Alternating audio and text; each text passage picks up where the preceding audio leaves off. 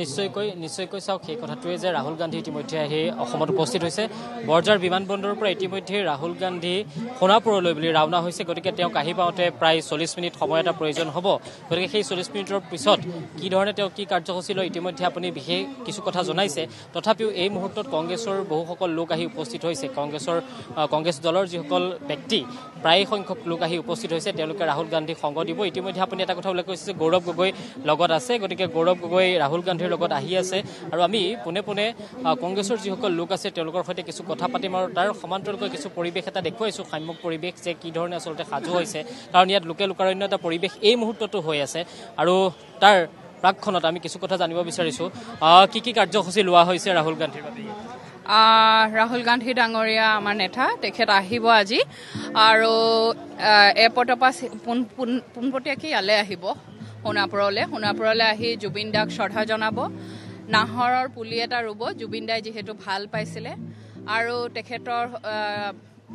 তেখেতৰ কাৰণে তেখেতক শ্ৰদ্ধা জনাই চাকি জ্বলাব, ধূপ জ্বলাব। তাৰপিছত ইয়াৰ পৰা ওলাই পোনে পোনে গৰিমা শইকীয়া গাৰ্গৰ ঘৰলৈ যাব, তেওঁলোকৰ পৰিয়ালসকলক লগ কৰিব। বিশেষ ৰাজনৈতিক একো কাৰ্যসূচী হাতত লৈ অহা নাই, এইটো তেখেতৰ ব্যক্তিগত ভ্ৰমণসূচী আৰু ইয়াৰ পিছত তেখেতে ডাইৰেক্ট গুচি যাবগৈ। নিশ্চয়কৈ ইতিমধ্যেই এয়াৰপৰ্টৰ পৰা ইয়ালৈ বুলি ৰাওনা হৈছে। গতিকে আৰু কিমান সময়মানৰ পিছত আহি ইয়াত উপস্থিত হ'ব? আমাৰ খুব ভাল লাগিছে যে আমাৰ প্ৰিয় শিল্পী জুবিন গাৰ্গক শ্ৰদ্ধাঞ্জলি জনাবৰ কাৰণে আমাৰ নেতা ৰাহুল গান্ধী ডাঙৰীয়া আহিছে। আমি সেইকাৰণে কংগ্ৰেছৰ লগত যিসকল জড়িত আমি ইয়ালৈ ঢুপলি আহিছোঁ আৰু ধৰক 2টা বজাত আমি ইয়ালৈ পাবহি বুলি আশা কৰিছোঁ। তেখেতে আমাৰ প্ৰিয় শিল্পীগৰাকীক অসমবাসীৰ আৱেগ, অসমবাসীৰ হিয়াৰ আমঠুক শ্ৰদ্ধাঞ্জলি জনাব ৰাহুল গান্ধী ডাঙৰীয়াই। সেইটো আমাৰ কাৰণে অতি এটা গৌৰৱৰ কথা, আমি খুব ভাল পাইছোঁ সেইকাৰণে। আৰু তেখেত ইয়াৰ পৰা শ্ৰদ্ধাঞ্জলি জনাব। ইয়াতে কিমান সময় থাকিব? ইয়াতে এটা নাহৰ পুলি ৰুব, যিহেতু জুবিনে নাহৰ গছ পুলি খুব ভাল পাইছিলে আৰু প্ৰকৃতিৰ লগত যিহেতু জুবিনৰ এটা সম্পৰ্ক আছিলে, সেইকাৰণে ৰাহুল গান্ধী ডাঙৰীয়াই এটা গছ পুলি ৰুব। এখন গামোচা, অসমীয়া স্বাভিমান এখন গামোচাৰে জুবিনৰ প্ৰতি শ্ৰদ্ধাঞ্জলি জ্ঞাপন কৰিব আৰু এগছি বন্তি প্ৰজ্বলন কৰিব ইয়াতে।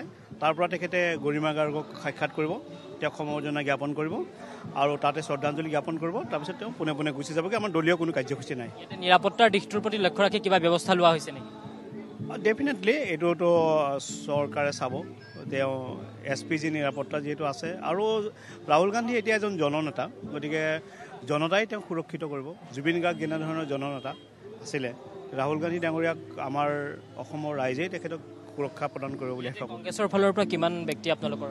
না ছাৰ, কংগ্ৰেছৰ বুলি নহয়, এই আপুনি এখেত কংগ্ৰেছে আহিছে নে কোন আহিছে ক'ব নহয়, সকলো মানুহ আহিছে। যিখিনি আদৰণি আমি জুবিন গাৰ্গক ভাল পাওঁ, জুবিন গাৰ্গৰ সমাধি ক্ষেত্ৰলৈ ৰাহুল গান্ধী ডাঙৰীয়া আহিছে। গতিকে আমি ঢুপলি আহিমেই যে আমাৰ নিচিনাকৈ ইয়াতে কংগ্ৰেছ বুলি নহয়, সকলো ধৰণৰ মানুহ আহিছে।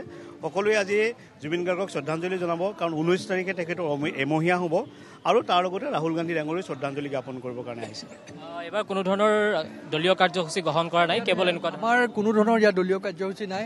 আমি অকল আজি বুলিয়ে নহয়, আমি সদায় ইয়ালৈ আহোঁ, কাৰণ আমাৰ যি অন্তৰৰ আমাৰ হিয়াৰ আমঠু জুবিন দা, এই যি সমাধিস্থলত আমি যেন কিবা এটা চকুন পাওঁ ইয়ালৈ আহি। আৰু তাতে আজি বিশেষকৈ আমাৰ আন এজন আমাৰ আন্তৰিকতাৰে আমি যাক ভাল পাওঁ, আমাৰ নেতা জননেতা যিগৰাকী ৰাহুল গান্ধী, তেখেতেও ভূপেন্দাৰ সময়তো আহিছিল সেই সময়ত, আৰু আজি এনেকুৱা অসমৰ এই দুৰ্যোগৰ সময়ত এনেকুৱা এটা আমাৰ য'ত নেকি অসমীয়া এনেকুৱা এজন মানুহ, এজন সংগীতজ্ঞৰ পৰা আদি কৰি সকলো ধৰণৰ এগৰাকী জুবিনদাৰ নিচিনা এজন আমাৰ মাজৰ পৰা হেৰাই গ'ল। তেখেতক শ্ৰদ্ধাঞ্জলি যাচিবলৈ আজি তেওঁ ইয়ালৈ আহিছে। আমি সঁচাকৈ গৌৰৱান্বিত। তেখেতে ইয়াতে এখন গামোচা দিব, তেখেতে বন্তি প্ৰজ্বলন কৰিব, তেখেতে এটা গছ পুলি ৰুব। আৰু সেই হিচাপে আমি কোনো এটা দলীয় মেম্বাৰ হিচাপে সদস্য হিচাপে আমি নাই। তেখেতো আজি এজন সৰ্বসাধাৰণ মানুহৰ এজন হৈ আজি জুবিনদাৰ আজি সমাধিত শ্ৰদ্ধাঞ্জলি যাচি কৰাই। নিশ্চয়কৈ চাওক, সেই কথাটোৱেই যে শ্ৰদ্ধা জনাব আৰু শ্ৰদ্ধা জনোৱাৰ কাৰণে তেওঁ আহিব এজন সাধাৰণ ব্যক্তি হিচাপে।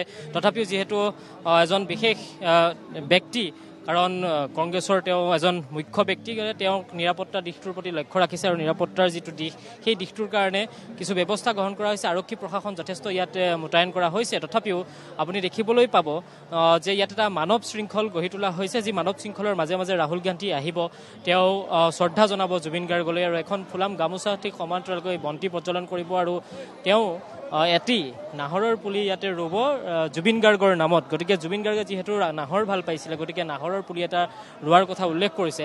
গতিকে সেইখিনিয়েই কাৰ্যসূচী সোণাপুৰৰ এই সমাধি ক্ষেত্ৰত আছে। আৰু ইয়াৰ পাছত হয়তো তেওঁ ইয়াৰ পৰা যিহেতু গৰিমাগাৰ শইকীয়াৰ কাষলৈ যাব, তাতো যথেষ্ট আচলতে আলোচনা কৰিব। আমাৰ সতীৰ্থ আছে ইয়াতে সোণাপুৰৰ কমল, আমি কমলৰ সৈতেও কিছু কথা পাতিব বিচাৰিছোঁ যে ইয়াত নিৰাপত্তাৰ দিশটো কেনেধৰণে আচলতে চোৱা হৈছে। হয় চিন্তু, আমি আচলতে যোৱাকালিৰে পৰা যি ৰাহুল গান্ধী আহিব বুলি যি খবৰ লাভ কৰিছিলোঁ, আৰু তাৰপিছত আমি ইয়াত যি উপস্থিত হৈছিলোঁ আৰু তেতিয়া দেখিছিলোঁ যে তেওঁৰ যি আচলতে কেন্দ্ৰীয় যি নিৰাপত্তা বাহিনী, সেই নিৰাপত্তা বাহিনীৰ লোক ইয়াত আহি উপস্থিত হৈছিলে। আৰু এটা কথা ক'ব লাগিব, তাৰ পিছৰ পৰাই কিন্তু যে তেওঁলোকৰ যি সেৱা বাহিনীৰ লোকসকল হওক বা অইন যি আচলতে ৰাহুল গান্ধীৰ যি আচলতে লগত অহা ব্যক্তিসকলেই হওক, তেওঁ সকলো আহি ইয়াত উপস্থিত হোৱা দেখিবলৈ পোৱা গৈছে। আৰু ইতিমধ্যে তেওঁ যি আচলতে এয়াৰপৰ্টৰ পৰা পোনে পোনে সোণাপুৰলৈকে আহিব। সোণাপুৰৰ সমাধিস্থলীত তেওঁ আহি ইয়াত যি জুবিনৰ যি সমাধি, সেই সমাধিত তেওঁ শ্ৰদ্ধাঞ্জলি জ্ঞাপন কৰিব। আৰু ইতিমধ্যে সকলো প্ৰস্তুতি কৰি তোলা হৈছে যে ইয়াত আজি সেৱা বাহিনী দল কংগ্ৰেছৰ, মই ভিডিঅ' জাৰ্নেলিষ্টক সেই দৃশ্যও দেখুৱাবৰ কাৰণে অনুৰোধ কৰিছোঁ, তেওঁলোকৰ যি লোক সেই লোকসকল আহি ইয়াত উপস্থিত হৈছে। আৰু তেওঁলোকে খুব নিয়াৰিকৈ যাতে কোনো ধৰণৰ ইয়াত বেমেজালিৰ সৃষ্টি নহয়, তেনেধৰণে ইয়াত শাৰী পাতি তেওঁলোকে ব্যৱস্থা কৰিছে যাতে ৰাহুল গান্ধীয়ে আহি ইয়াত শ্ৰদ্ধাঞ্জলি জ্ঞাপন কৰিব পাৰে। আৰু ৰাহুল গান্ধীয়ে যি জুবিনৰ যি শ্ৰদ্ধাঞ্জলি, এই শ্ৰদ্ধাঞ্জলি জ্ঞাপন কৰিয়ে কিন্তু তেওঁ গৰিমাৰ বৰ ওচৰলৈ যাব বুলি ইতিমধ্যে খবৰ লাভ কৰিছোঁ। সম্পূৰ্ণ এটা ব্যক্তিগত অনুষ্ঠান আৰু ইয়াত কোনো ধৰণৰ দলীয় কাৰ্যসূচী নাথাকিব বুলিও আমি ইতিমধ্যে খবৰ লাভ কৰিছোঁ। আৰু সেয়া এই দৃশ্য যে ইতিমধ্যে যি নিৰাপত্তাৰ দিশটোৰ প্ৰতিও লক্ষ্য ৰাখি কিন্তু যথেষ্টখিনি ইয়াত নিৰাপত্তা বাহিনী মোতায়েন কৰা হৈছে, যথেষ্টখিনি আৰক্ষীৰ যি অৰ্ধসামৰিক বাহিনী ইয়াত মোতায়েন কৰা হৈছে, যাতে কোনো ধৰণৰ অপ্ৰীতিকৰ পৰিস্থিতিৰ সৃষ্টি নহয়, কোনেও যাতে ইয়াত জুবিনৰ যি ন্যায় যি যাত্ৰা, সেই যাত্ৰাৰ সুবিধা ল'ব নোৱাৰে বা জুবিনৰ যি আচলতে এই সমাধিত যাতে কোনো বিঘ্নিত কৰিব নোৱাৰে, সমাধিত কোনো ব্যৱস্থা অপ্ৰীতিকৰ পৰিস্থিতি সৃষ্টি কৰিব নোৱাৰে, তাৰ কাৰণে কিন্তু ব্যৱস্থা লোৱা পৰিলক্ষিত। চিন্তু নিশ্চয়কৈ চাওক যে সেই কথাটোৱে আমি উল্লেখ কৰি